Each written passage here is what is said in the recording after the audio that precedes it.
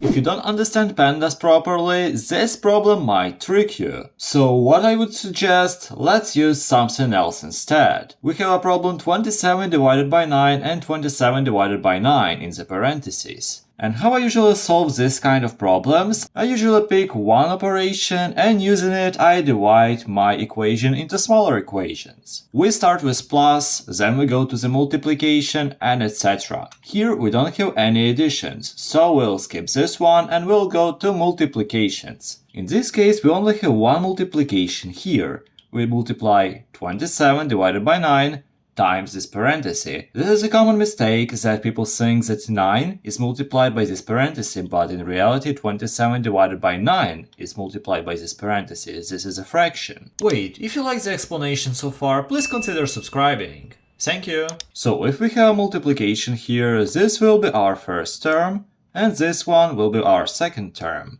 So the first thing we need to do is to calculate both of them. 27 divided by 9 is simple, that is just 3. And here in the parenthesis we have the same exact thing. We have 27 divided by 9.